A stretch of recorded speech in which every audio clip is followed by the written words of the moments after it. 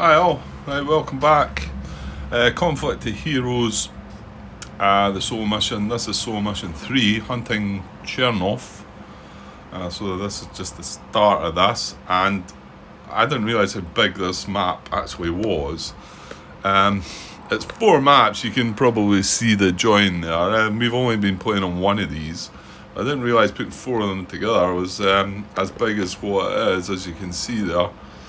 I was able to I can put the wide angle on the recording, but I don't want to stick with it with that, and then you've got to keep cutting the video to change it over, so I'm just going to leave it like this and move things about.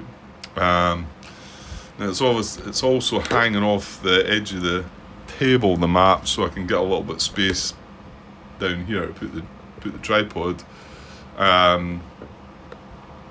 So yeah, it's a bit messy. Also, you'll notice that I've actually got the map.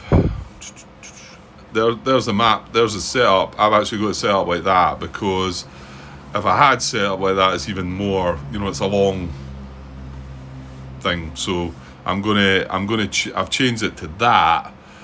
At first, I had it round the other way, and then realised that the Germans enter on this map edge. So where we are down here. They're going to come in from this map edge, so then I turned it over, and so that's how kind of I've got it set up. So yeah, we'll just need to move about. We'll just need to change the zoom, and that's it. I'm zoomed right out as far as I can go there. So this, am I not? Hang on, that's not zoom, Grant. Where is it? It's that one. Hope I didn't mess with it in there. Right, that was the focus. Yeah, that's me zoomed out as far as I can go. So, okay, right, let's look at the situation then. I might as well have a little bit of a read of this. I've not read it myself, so, well, I maybe did the very first time I played it, but can't remember too much about any of these missions, to be honest, because it was a long time ago I played it.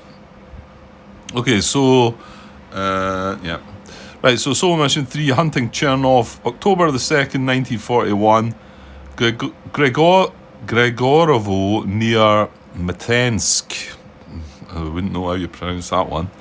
MTS. Yeah, that's not good for a Scotsman to try and pronounce. Matensk. The German 24th Panzer Corps has punched through the Soviet defences south of Warsaw.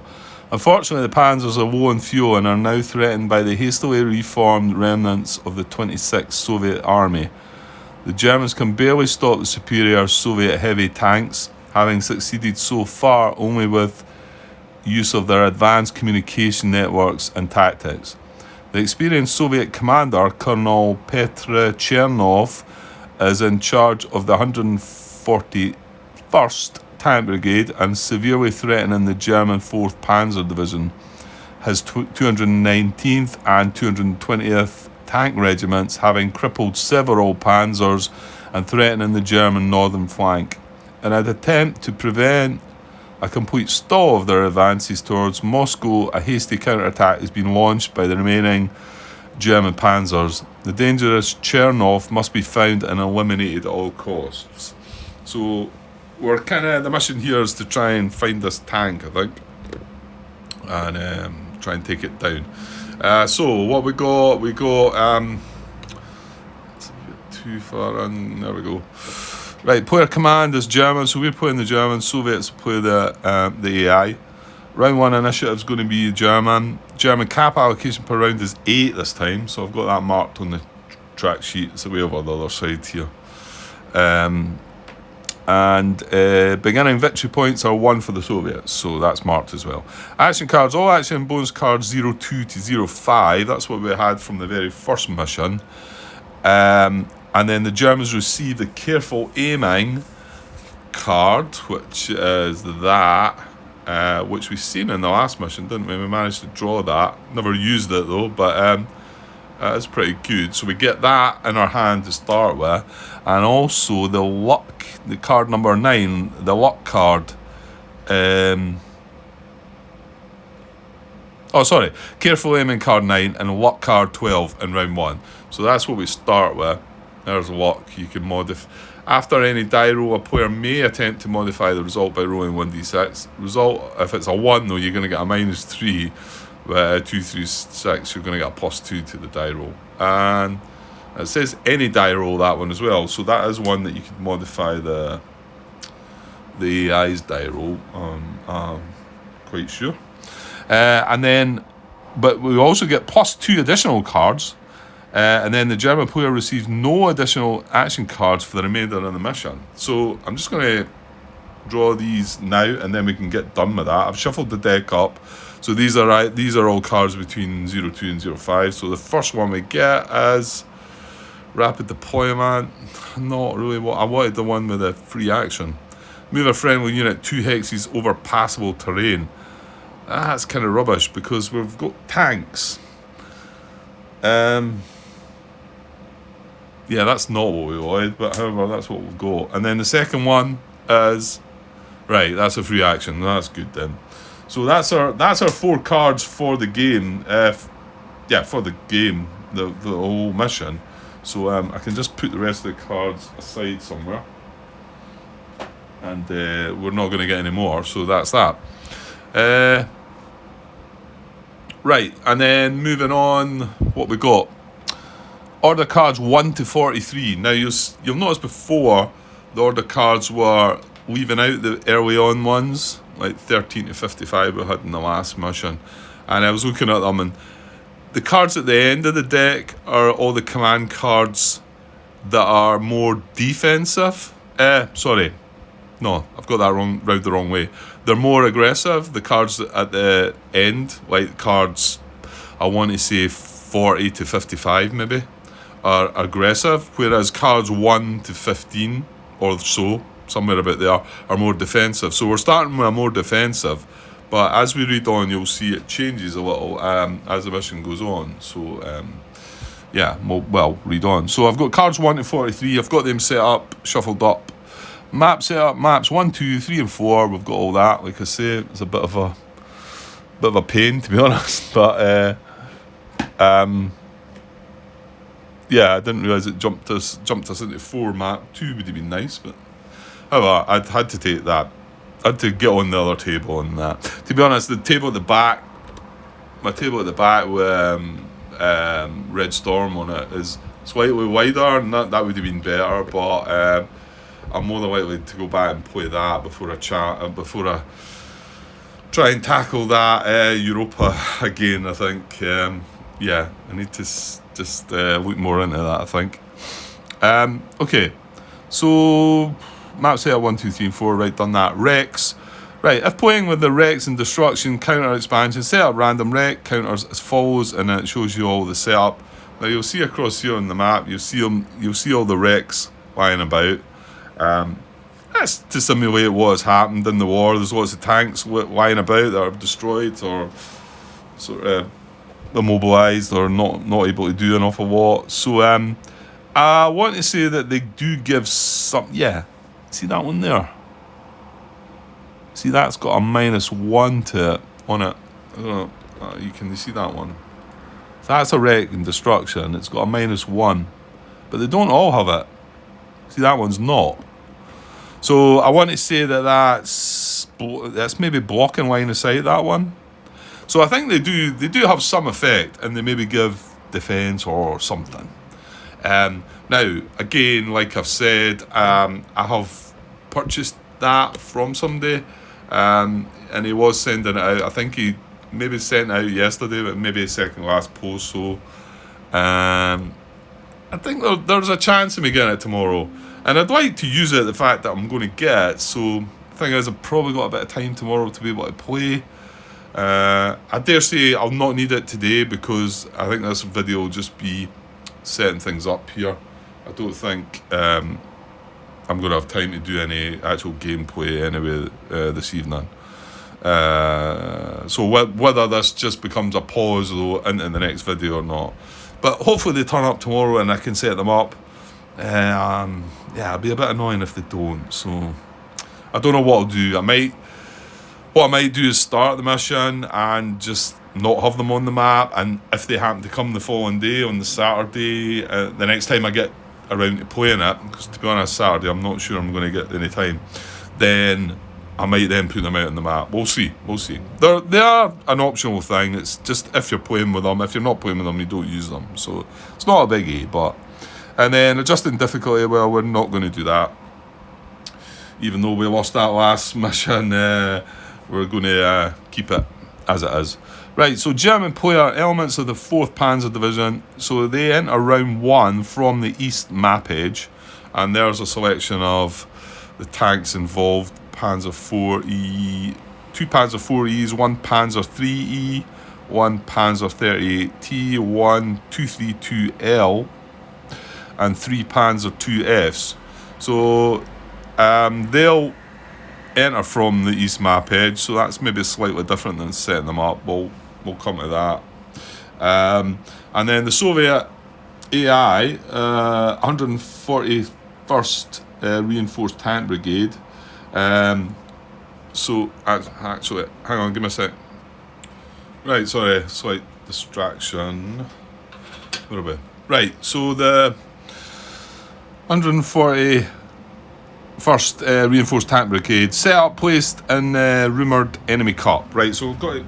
So I've not got a cup. Right, give me a sec. Right, got one now. So we've got 4 T-26s. Which are going on the cup, 2 BA-10s, and they go, 2 BT-7s, and they go, 1 T-35, and 2 KV-1As. And this is the ones that, well, there's 2 of them. You'll see the first one is not going to be when the first one pops up, that's fine. When the second one pops up, I think that becomes the guy that we're after. So in they go, and then we've got 5 no enemy counters. So they go in as well. I'll give them a good max, and we'll draw them when we get around to it. Put them off to the side somewhere. Right. And then, so we set up, places specified 16 times rumoured enemy counters.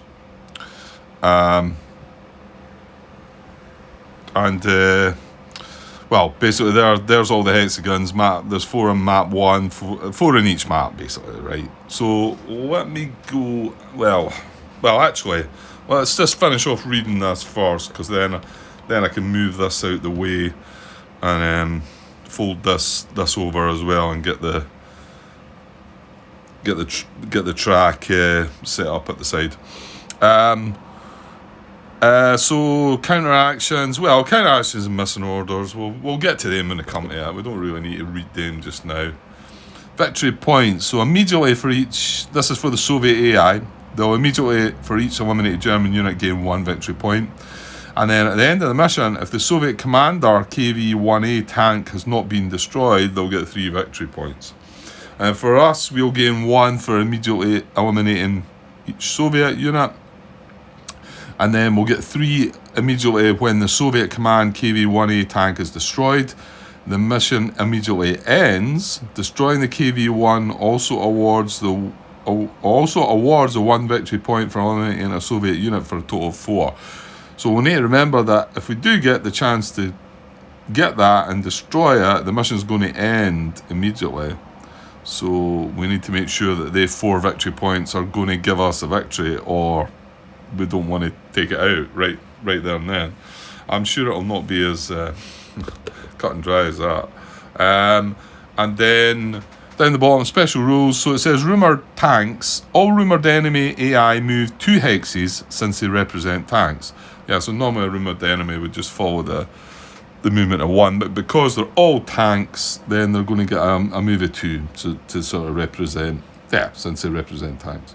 When determining if the priority order that states fresh AI less than fresh units AI passes, do not count rumoured enemy as fresh AI.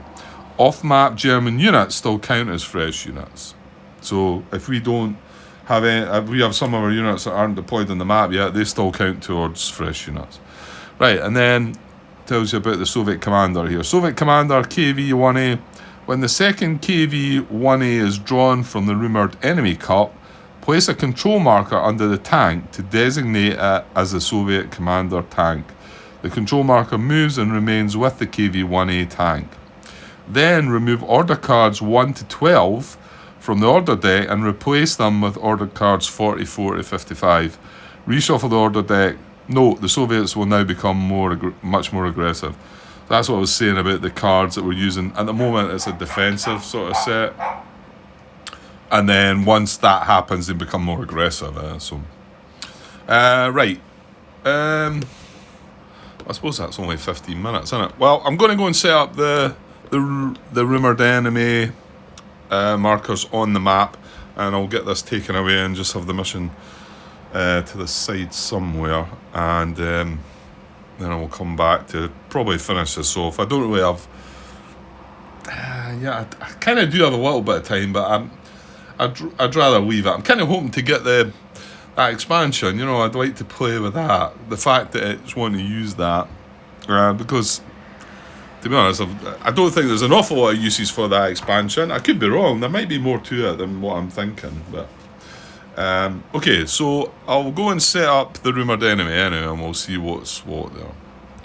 Right, okay, so that's me set things up. There's all the rumoured enemy. Like, there's 4 on each of the 4 maps. 4 up there, 4 there, 4 there, and 4 down there. And we enter on this map edge somewhere.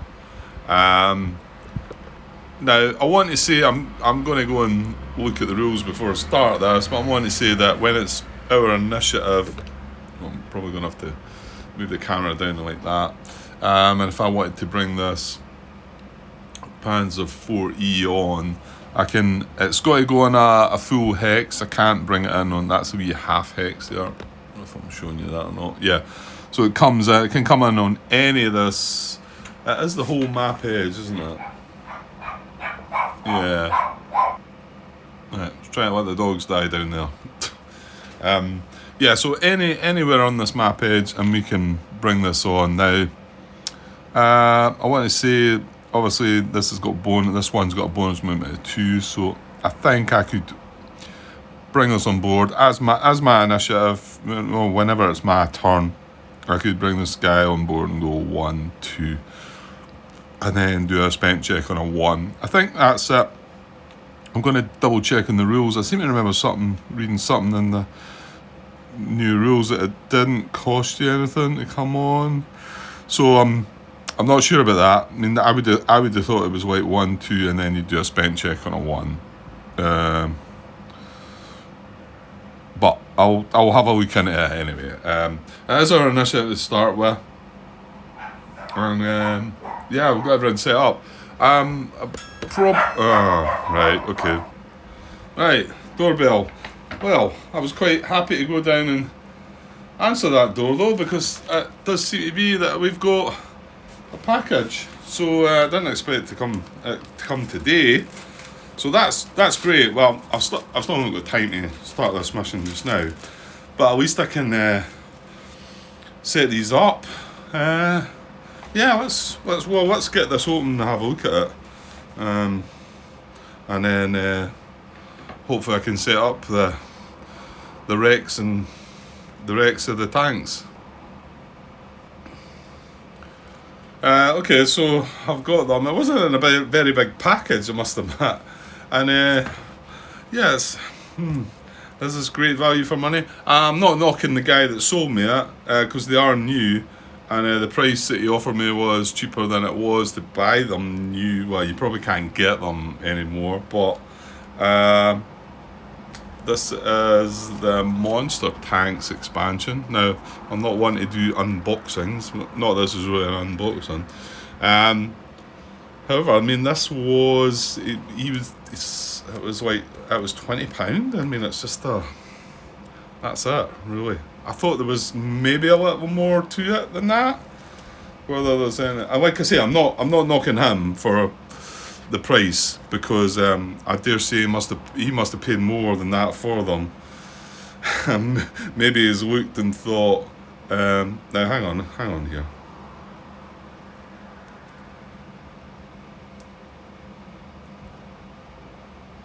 Right, that's sure we're missing something. Because that's the wrecks and destruction. But I mean, there's 1, 2, 3, 4, 5, 10, 15, 20. Or do these count as well? Maybe, but I mean, there's not an awful lot. I know they're good counters as well, don't get me wrong, but and then I got this. I mean, this was only £10 new, and this is a mat board that's got marshes on it and that. And I just got that because he was selling that too, and I thought get all three. Yeah, maybe not the best value for money that I've spent, to be honest, for like 50 quid. And again, I'm not knocking the guy that sold me it. Just okay. Right, well, I can put these on the map somewhere anyway. So I'm just wondering if it's enough. I'm like looking there and thinking, what did I say there was 20? Right, give me a sec. Right, well, looking on the map here, there is actually 20 wrecks, but 5, 10, 15, 20. I think the odd one for me, I mean, maybe it doesn't matter. I don't see one that's an aeroplane on that map. They're all like kind of tanks, but you can see there's some kind of aircraft. But I mean, it's got a +1, and it is meant to just, simulate things that have happened on the battlefield and that, I suppose. So there is enough to cover it. Now, these are different. So these have they've got some kind of use as well. I don't know when they come into it, how they come into it. But then, like I say, going back to this monster tanks as just another bunch of counters. So, but I think I want to say that these get used. What was I was going to look? The dogs one. That was it. That came up. That is in one of the scenarios, I think. Obviously, if you've not got this expansion, then it doesn't matter. But yeah, okay. Okay, well, you know what? Done it. Spent my money on worse things before, I suppose. But there you go. Okay, so I'm going to set them up as well on the map. So I'll just do that now, actually. So I'll just pause. Okay, just so I'm looking at this, I'll tell you why there's maybe not an aircraft, because that's the back of the counter, and on the front side of these counters there's nothing, any aircraft. So they've got different numbers on front and back. Yeah, well, maybe there's a way to use them. Maybe you should read the little bit of instructions, Grant, that come with it. I mean, there is a sort of bit of instructions to be read. Okay, so we've got rubble counters. That's in some of them. Okay, I won't look into that.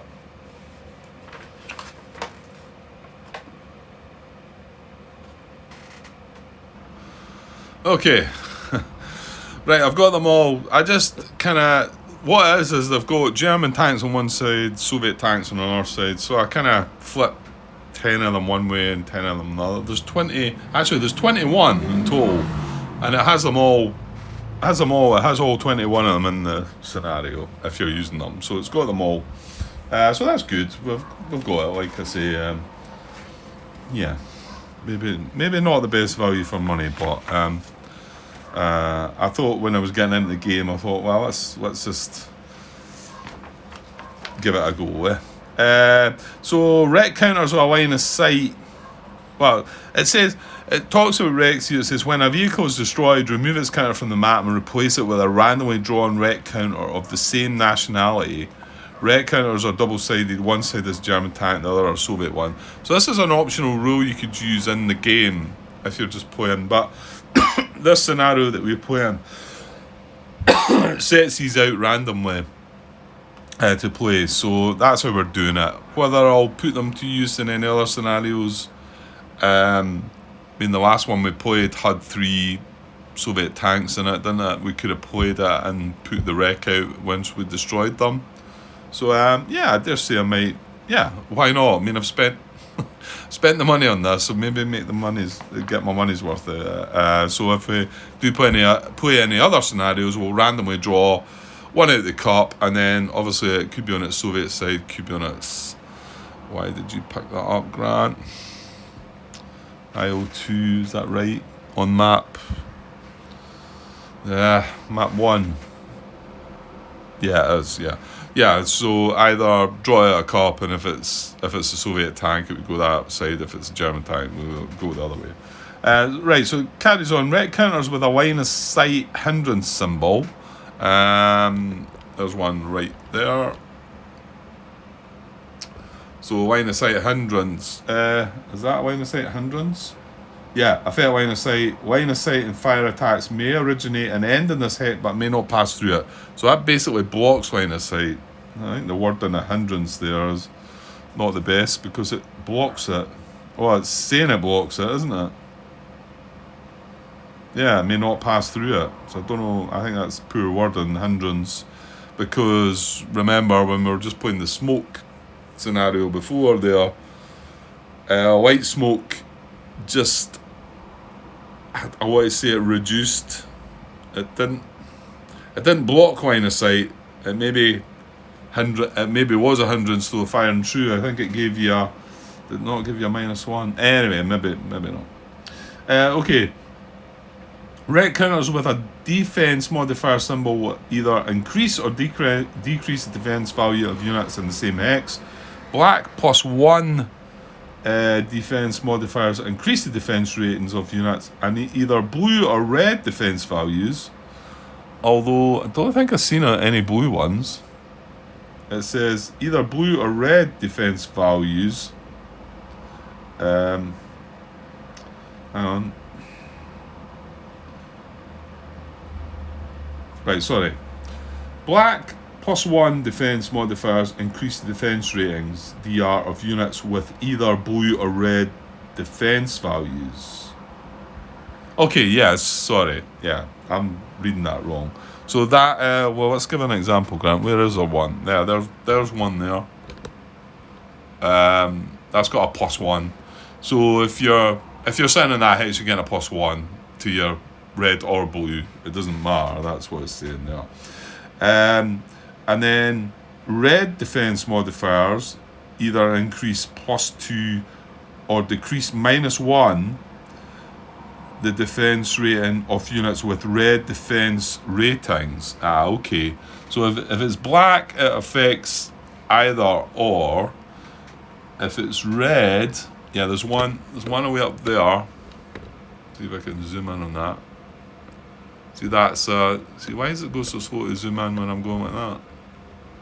Don't know. That's a +2, isn't it? It's not a minus, is it? Yeah, it's a plus. So that's a +2, but that only affects red. It only affects foot units. And the other one that we had, that we were on there already, has a -1, doesn't it? Where is it? Where are we? Yeah, the one I was looking at originally. So if we were sitting in there with a foot unit, it would give a -1 to defense modifier. So there we go.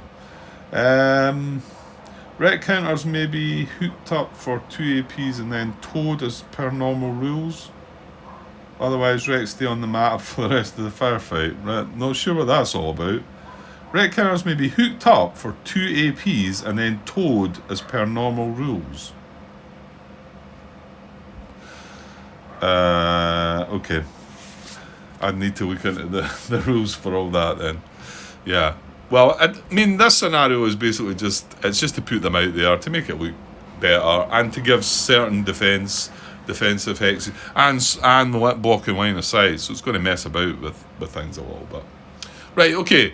Well, that's only 29 minutes, so I'll probably just pause this. That's me finished for the night. Well, now I can start it tomorrow with. I've got the wrecks on the map, so there we go. So yeah, I should have time tomorrow to get another bit in. So hopefully this will just be a pause, and then we can get the mission started, and then I'll get going for there. Okay, so I'll be back later. Okay, cheers. Hi all. Right, this is just a continuation where I left off yesterday. Um, this is Conflict to Heroes, so Mission 3, Hunting Chernov, so... Yeah, this is still part 1, isn't it? We were, just getting things set up. So everything is set up, and our units aren't on the map yet, because they come on the map, they enter on the map. Couple of things I noticed from the last. I know I've put a lot of video footage together, and it's going to be difficult to talk about these because we're looking at a different map. I put comments in the header about all of these. I was a bit annoyed in part 1, in the very first scenario. I noticed a mistake I made where the instruction was furthest from the unit. I didn't catch it at all, which I'm really annoyed about. There's nothing I can do about that. It's done and dusted now. I could only say that it probably was not benefiting me any, because it was a unit that was closer to the wagons at the time that moved, and it shouldn't have been. It should have been one of the further away ones. But a bit annoyed. But anyway, also noticed in the second mission, a couple of times I fired out of smoke, and again, there's 2 or 3 little things that are definitely different in 3rd edition to 2nd. Now, I've been looking to try and find somewhere where it tells me the differences between the two, and it probably is out there, but I can't seem to find it.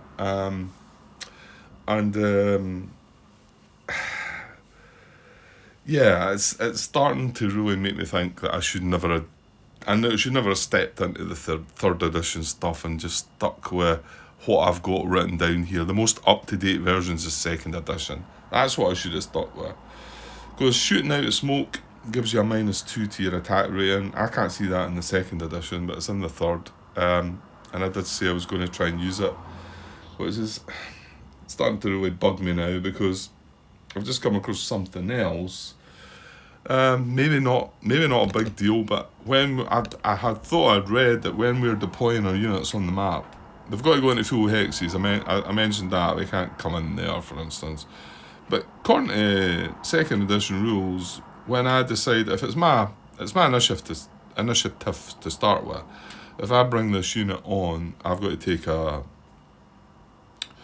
an AP check of 1.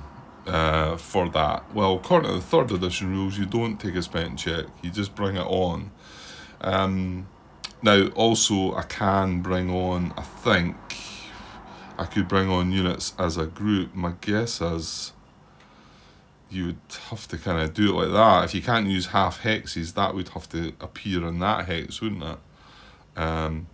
So again, and don't get me wrong, I could chain this all up. I think I could do something like that. I bring all them on in a one.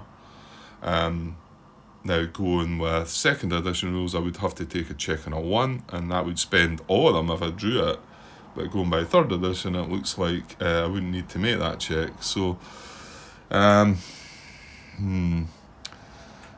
I say, I do wish I'd maybe not started with it, but I've kind of got my... Well, you could still change. This is the start of a mission, Grant. You could decide that you're not going to use that. I mean, we were even changing up the grenade card last turn, weren't we? Because it's changed. Why not just play it the way it's...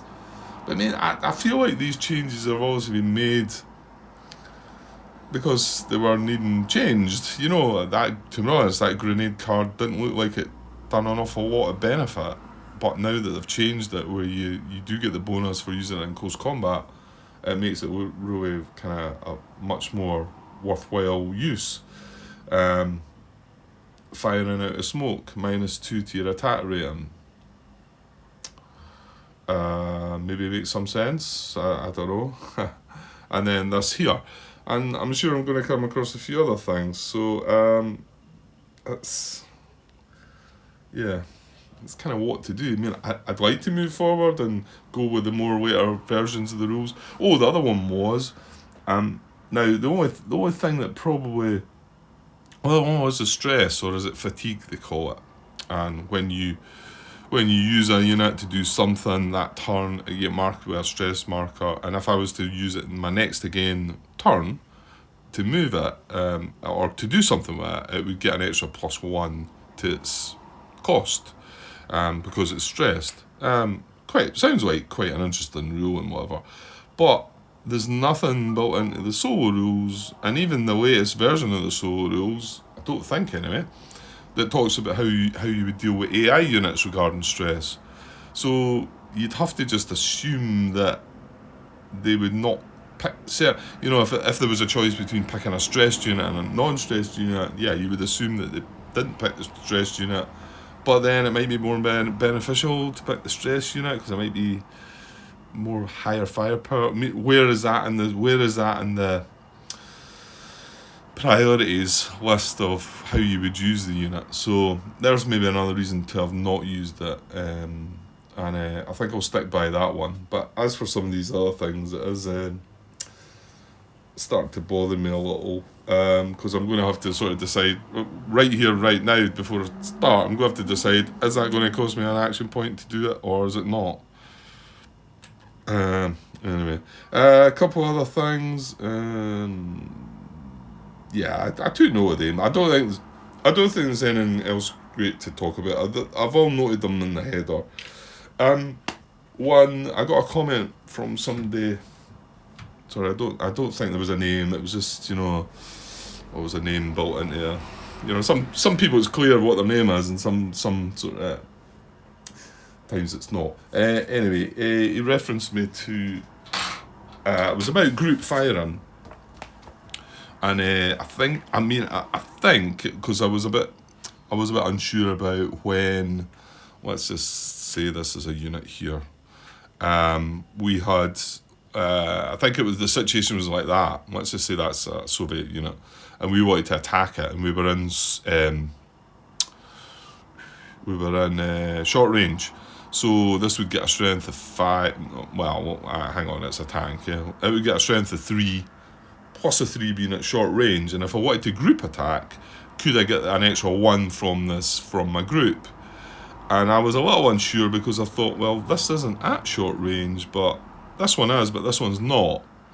And then also thought about if we were in close combat, and let's just say that guy was there, could I group close combat there and get a strength of 3 plus 4, 7, and also get 1 from that as the group?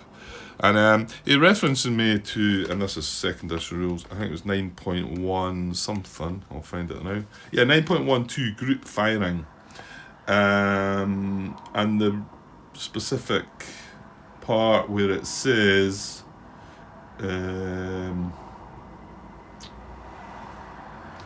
he spells out the rule. Actually, he highlights that. I just can't say. Fire groups must be a fire group designates one unit as a fire leader with the rest of the units in the fire group. Only in the fire group. Of course, I'm wondering. Give me a second. Okay, his wording is all modifiers are based on the attack group leader.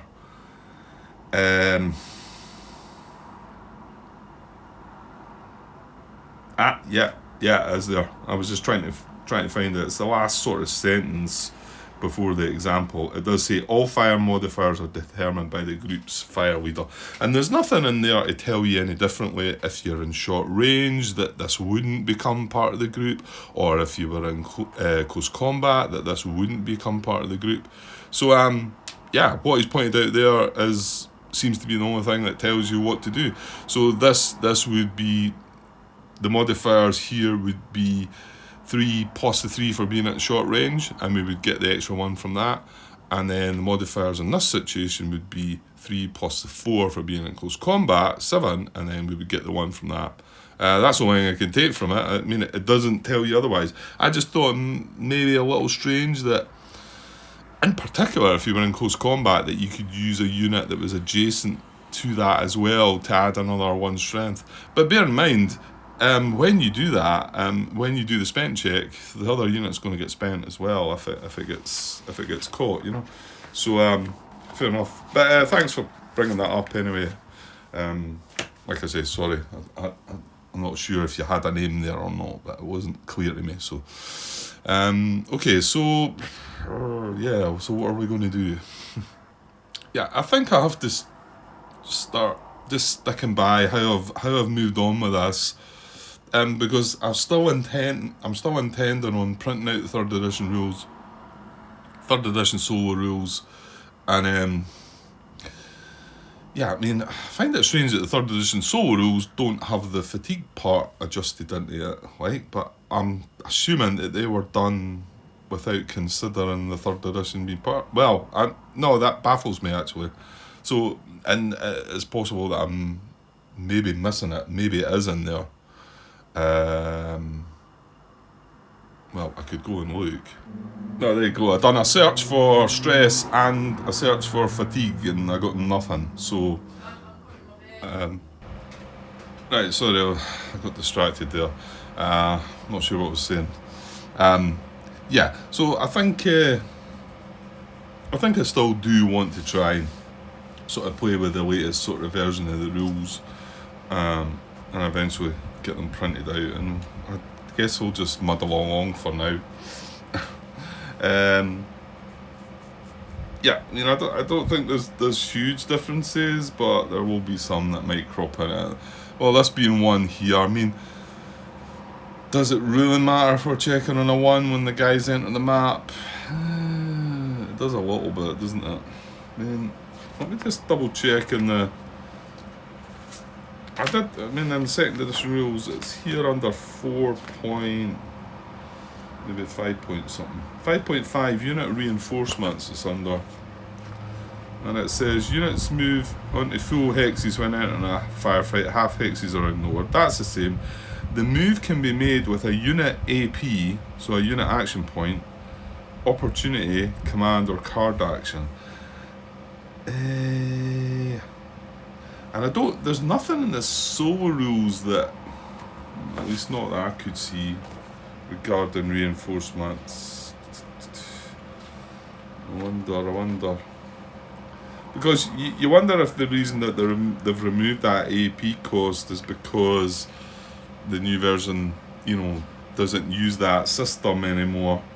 You used to be allocated 7 AP, so you would activate a unit, you would bring it on, that would cost 1 AP. It wouldn't become spent or anything, that's the thing. So it's kind of different. So I'm going to kind of go with the new rules, and maybe it is in the solo system. Maybe I'm missing that. That when we come on, that's going to be an action for the turn. That's going to be my turn, is bringing that unit on, but I'm not going to check to spend it. And then next turn I can either move that unit or I can bring another unit on. And of course I will bring on as a group as well if I want to do that. So yeah, let's just go with that. Right. Okay.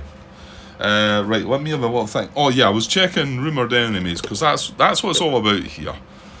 We have a cup of the Soviet units. We're looking for a K1 tank, was it? Well, we're looking for the second K1 tank. We're going to try and find that, and then that's the one that's going to give us the victory points.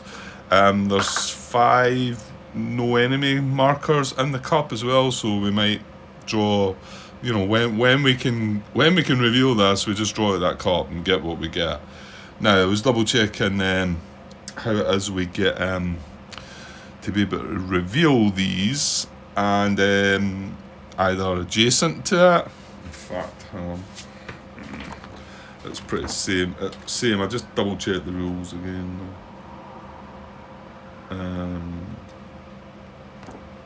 6.2 revealing. It is in or moves into a 0 DM hex in any unit's line of sight. It is adjacent to a unit. It is ordered to fire at a unit. That's what would reveal an RE counter. But my guess is these are all going to... Well, that's in a clear hex. So for instance... there you go though. That's blocking line of sight, isn't it? I was just saying I could place a unit here and see if we weren't using these, for instance. COH. I place a unit there, that is in my line of sight, and it's in a 0 DM hex, so we would be able to reveal that. However, this is one of the wrecks that's blocking that.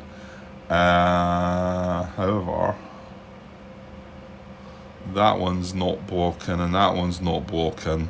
They've just got the +1, but it's that wee bit with the line of sight bit that's blocking it. So I suppose I could put a unit, I could bring someone in here that would see it. So that one's potentially to be seen right away. That one's, yeah, most of the rest of them I think are in. But you got to remember the line of sight is unlimited, isn't it? The range, it is in or moves in a 0 DM hex in any unit's line of sight. And I want to say that line of sight is unlimited. Yeah, I don't see anything. Even again, I'm jumping across to check other rules. The quicker I get things printed out, it would be the better for me, I think. Well, I've got a few days coming up off work, so maybe we'll get that organised, get it printed out. It also reminds in the new section of the rules there, which is something that's not in this, but it's within this, as a reminder that line of sight's 360 degrees. You know, you don't need to look at, oh, this unit's line of sight is in its arc of fire. Arc of fire. It's in its front arc. That's its line of sight. That's not the case. It can still see something. It can still have line of sight on something down this way. And there's nothing that I can see that specifies that there's a limit to how far you can see. So that takes us to maybe look at, saying that, I think that guy's up, he's elevated, isn't he? He's up on the hill there. I was looking at that guy up there because I know he's in a 0 DM hex, and to be honest, maybe something away back here. I know you're not seeing that. Might be able to see him.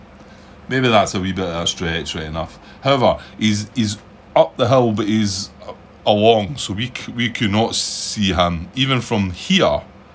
That guy would be out of line of sight. If we were sitting here, he'd be out of line of sight because he's up 2 elevations there. And he's not in. I think if he was there, we would see him because that's 1 elevation and that's 2 elevations. I know it's quite far away. We'll get into some of that when it comes. So yeah, just glancing around at some of the other REs. Obviously, with the wrecks, you're right. Looking what's an RE and what's a wreck. I mean, they are reasonably clear, but this guy down here is in a clear hex. But to see him, maybe something there would. And remember, we can arrive on any this whole map edge. Where's my wee doodah? Just wondering if, if we, obviously that wooden building, this isn't blocking it, but let's just say we put somebody there. And the thing is, I'm not feeling awful sure if we're allowed to deploy them in that hex. Maybe they have to be the full hexes that are. But then it did say you could come on as a group. If I'm coming on as a group, I can't put them all there like that. So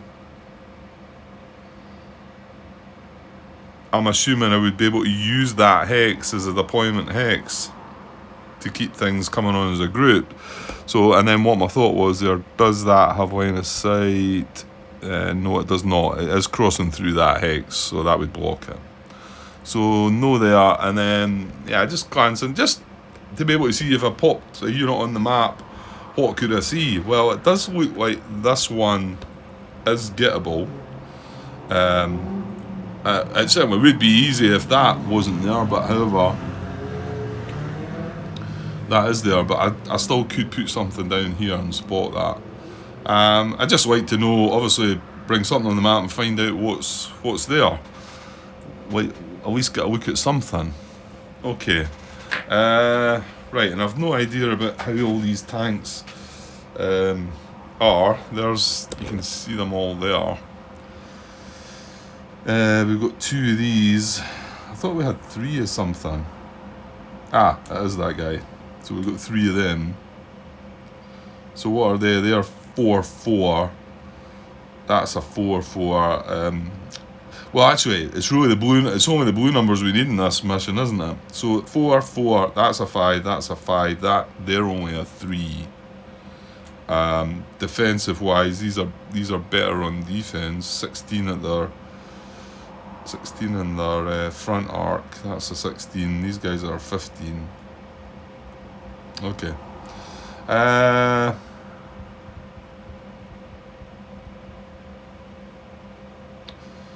think. I'm not sure. I think I maybe bring 2 of these on as a group. Well, you could. I suppose you could be cheeky here and like sort of say, let's put them all on as a group and like go have them all the way along there, but I'm not so sure I want them all in this area though. That's the thing. I probably want to bring someone on this side. Remember, we're trying to find these rumoured enemies, and we're wanting to go into a hex that's again, I mean, I have played this mission before, but a long time ago, no idea how it went about. So I think what I'll do is I'm going to bring 2 of these in here. Yeah, and one of them should be able to see that hex. Yeah, that's fine. Remember, this doesn't block line of sight. This hex would, and this doesn't, and there's nothing else in between them. So as long as we're not crossing that hex, which we're not there, you can see that, then we do have line of sight there. So I bring both of them on as a group, and this is now going to become revealed, I believe. I'm pretty sure that's right. And like I said to you, we're going to go with the whole. I wonder. Surely the solo rules must have something about that, about reinforcements. It must have, I'm just not. Give me a second. No, again, I'm not finding any in the solo rules that decides if these, if it states in solo rules specifically that they come on and they've got to be checked for a spent check. Linked to the second edition rules, it seems to suggest that you do check them, but linked to the third edition rules, which is all changed up, says not. So I'm just going to leave it. I'm going to say no, and we'll just go on with that and see how we go.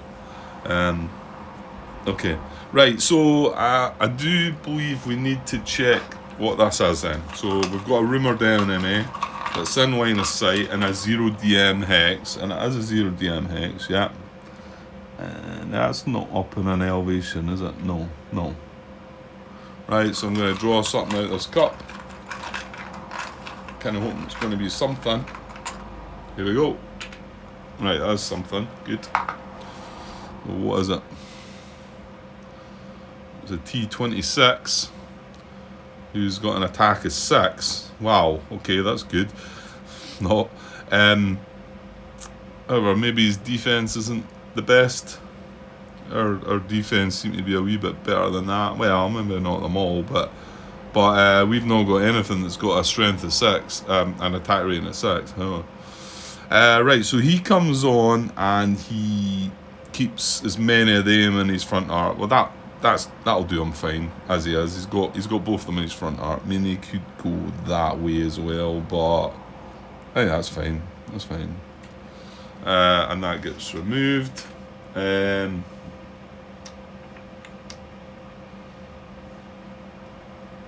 Yeah, okay. So that's me had my action. Yeah, it does feel like I should be doing a spent check though, doesn't it? I'm pretty sure the time before when I'd done that, I would have classed that as a because there was no third edition rules to tell you that you didn't need to do a spent check. Okay, I'm feeling bad about that. I'm going to have to draw a card. I will have to draw a card. or will I?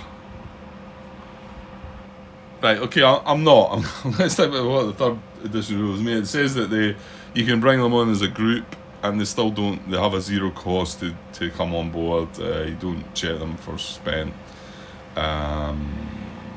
So yeah, let's just leave it at that then, and we'll see. Right, so the AI turn to go. Well, I might as well leave things there. Not that it's necessarily this tank that'll activate, because it might be. There's lots of units scattered all over the place. Right, let's draw a card for them then. Okay, so none of the top two are going to hit AI. There's no hit AI. AI closest to the lowest defensive value fresh unit. Fire +1 caps. Maybe. Yeah, well, I've kind of set myself up here for a shot, because 1, 2... He's got a range of 8. 1, 2, 3, 4, 5, 6, 7, 8. So he can fire at both of these. So AI closest to the lowest defense value. Fresh unit. Fire +1 caps. Yeah. Well, here we go. He's actually going to take this on, isn't he? So the closest to the lowest defensive value unit, well, it's going to be this one out of the two. They're both the same type of tank, but this one's 1 hex closer. So 1, 2, 3, 4, 5, 6, 7, and that would be 8. So he's going to fire at that with a +1 to his caps. Yeah, and I'm going to move these cards somewhere else. I think they're getting in the way a bit. Remember that they're there, though, Grant. That's your 4 cards for the game, so yeah, well, maybe I should take that into consideration now. That's one of them I've got, which could be, yeah, because after any die roll, a player may attempt to modify the result by rolling 1d6. Let's say after any die roll, which I assumed was it could be an AI die roll, but thing is, well, maybe, yeah, I don't see why not. Yeah, I'm just going to go with as that's worded. I know the thing is, the cards aren't sort of built, these cards weren't part of the solo system, and that's why but yeah, surely if my opponent, which is the AI, is going to roll, then I can modify the result by rolling a 1d6.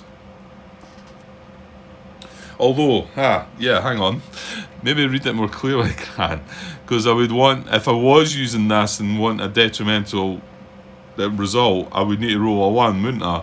Because if I rolled a 2 through 6, it would add a +2. I dare say if you were really desperate and thought, right, if I can roll a 1 here, I might be able to -3 it. But yeah, maybe not. Right, so he's taking a shot, and now his can I get in a wee bit there? There we go, a little bit. So his fire powers are 6, and well, actually, let's check the numbers, because he might not fire. Well, 6 is pretty good, so it's 6 against 15, isn't it? Yeah, it's front value. So 6 against 15 is just a 9, so he will take that on. Well, he's getting a +1. Was he not getting a +1 as well? Yeah, he's got a +1. So it's 7 against 15, which is an 8. Yikes. Okay, so he's going to take this shot on. He needs an 8. Can we see that up there? Yeah, there's not really any great other place I can put it. Right, well, we'll go with that up there. So he needs an 8. If they get caught in the car, he's got an 8. It's a 9. Ouch.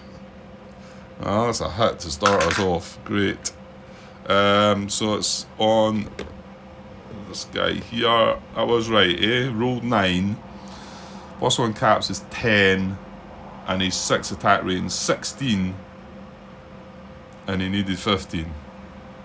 And we were not in any defensive hex. No, yeah, that is a hit. So we need a hit marker. And we get immobilise. No rally. That's that guy snookered. He's had it. I can't rally him.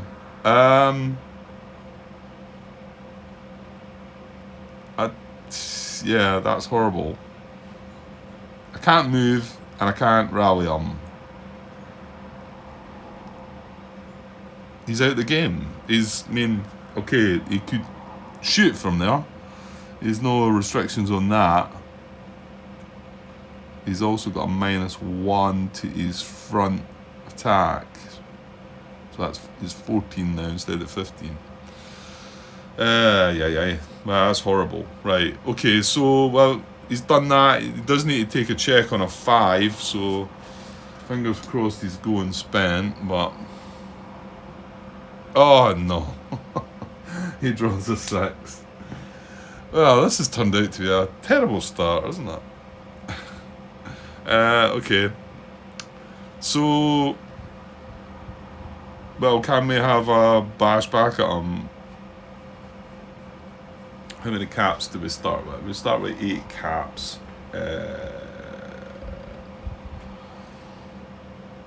We can't move that guy anyway. So we could fire with 4 against 14. So that requires a 10. However, we could... we could also group fire, couldn't we? 1, 2, 3, 4, 5, 6, 7, 8. Yeah, because both of these are in range. That's taking a chance that both of them might become spent, but it does add another 1. So that would be 5 against 14, and we could put 2 caps in it. Yeah, I think I might do that actually. I think I might just sit there. Well, the fact that that guy can't move doesn't really... Yeah, let's do that. Let's attack as a group for 5 against 14. But I'm going to spend 2 caps. So that turns it into 7 against 14, doesn't it? So I need a 7. All right. Yeah, and remember, I'm attacking with both of them. So 7 against 14. Need a 7. Oh, one-way just. Yeah, you can see that. Right. Well, that's good because that wasn't a given, really, was it? Okay. So draw a check for him. Keep this one face down. Don't get to see what that is. On it goes, and then we need to check on a 2. And remember, if it comes up, both of them are spent. So here we go. Oh dear. And there we go. So that's in both spent. Right. Back to him. Right. It might be him. It might not be. It's command order card, so this isn't going to cost him this time. No close range, no short range, no close combat. Hit AI closest to a unit or rally. That's as far as we need to go because he's a hit AI. Well, he's the only hit AI in the board. The closest to a unit is going to auto rally. So unless this is a killed in action shit. Well, hang on a second here.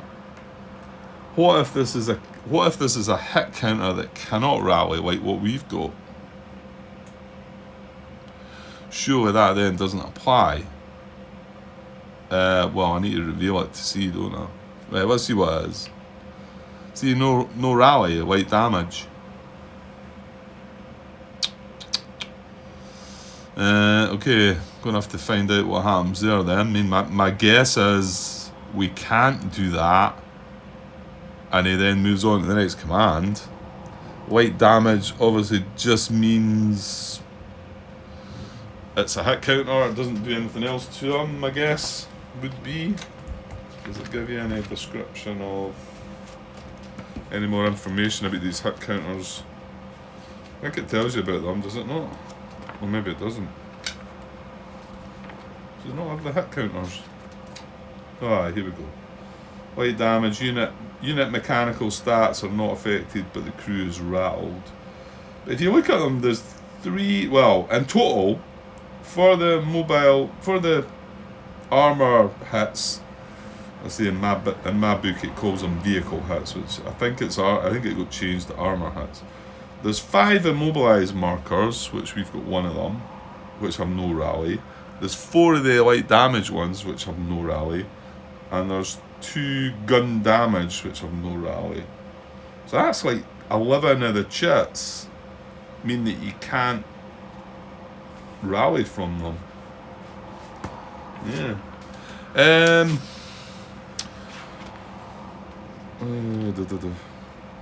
I guess I could maybe do a wee quick search for no rally on BGG and see what comes up. I mean, that's how I would assume it would work. That we're now going to move on. I don't think we're going to just end his turn there. I think we're going to move on to the next, because he's not been able to auto rally because of the chat.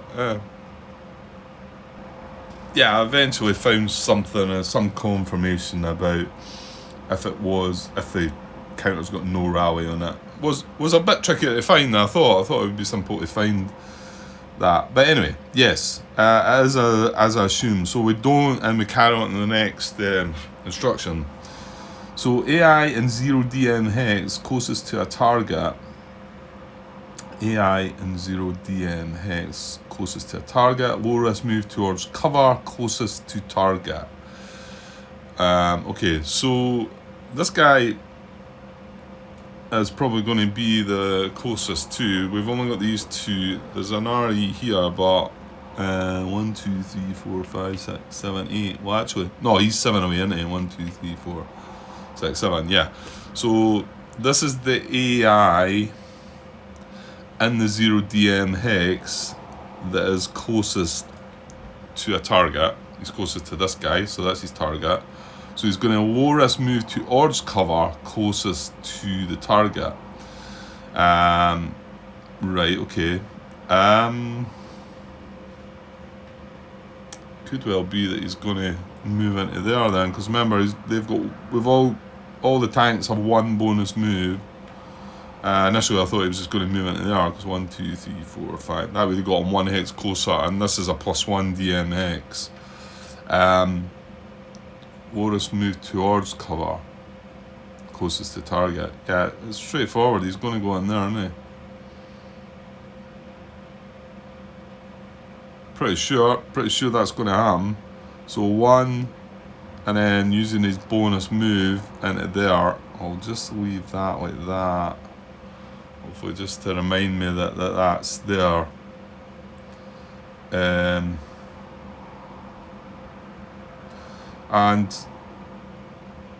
right, hang on. Let's just double check the low risk move situation. Well, he's in a fire zone. I still like to read that actually. I've got that in these 2 sheets here.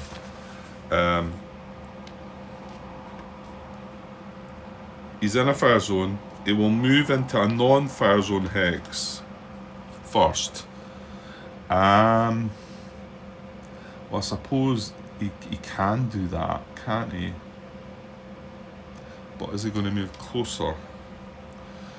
Because remember, any of these woods hexes, he would lose his bonus moves. That's right, light woods and wait, where's my? Oh, it's way up there. Hang on a sec. Buried it underneath something. My terrain chart. I'm pretty sure that's right though, because light woods and heavy woods. Yeah. So you lose your. I'll put this cooler down a bit. It's going to blow paper over the place. Yeah, you would lose it. So if he could move into here, but 1, 2, 3, 4, 5, 6, 7. Well, in actual fact, it's not increasing the distance, and is that removing him? I'm pretty sure that's taking him out of the fire zone. Well, maybe not. I think it will be. So maybe not. Well, look at that guy. If he's in that for that deep, what I'm trying to say, heavy woods hex there, you can see it crosses through that wreck there. So that wouldn't be in line of sight, and even from that unit, yeah, it'd be worse. So that is whereas I thought moving in here, just moving it, because it says he wants to move towards cover, isn't it? Towards cover, closest to target. And he could move the 2 hexes into there. That wouldn't be an issue, I don't believe. I don't think he loses his bonus moves because of that. It's certainly not marked that way. Whereas it was marked on the smoke counters, wasn't it? That we had previously.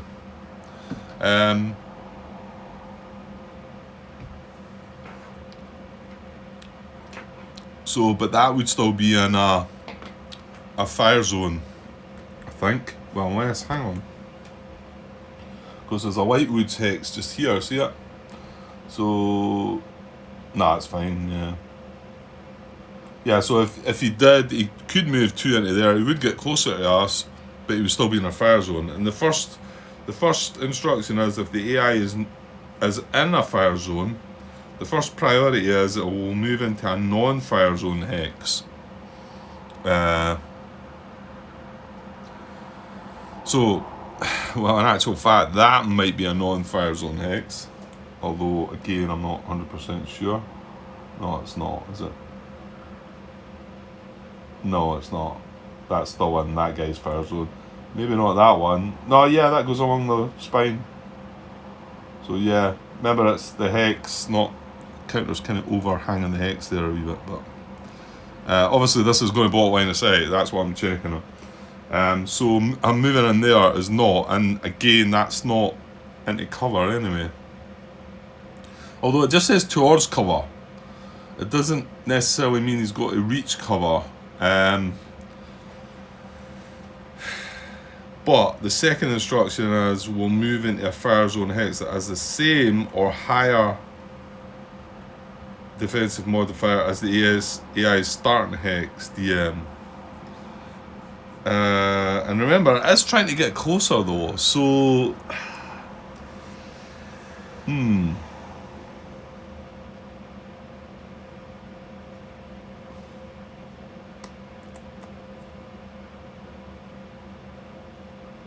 yeah, I'm not 100% sure about that, to be honest.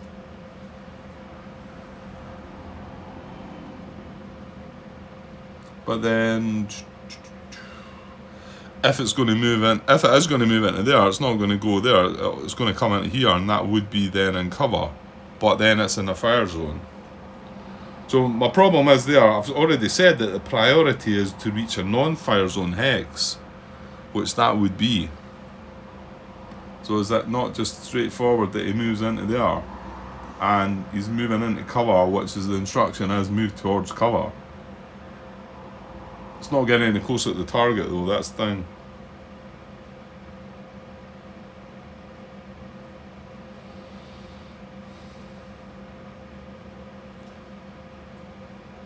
That's why these cards they're tricky to work out. They really are.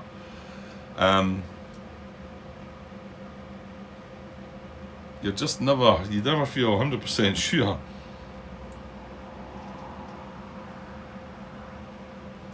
Right, well, I've kind of run out of time at the moment, and I'm noticing we've got 40 odd minutes on the clock just now, and I still had that part before that about 30 odd minutes, so I know it's maybe not an awful lot of gameplay at the start of this, but I think when you first start a new scenario, a new mission, it's going to take you a bit of time to set up and explain things, so I know I've not done an awful lot here.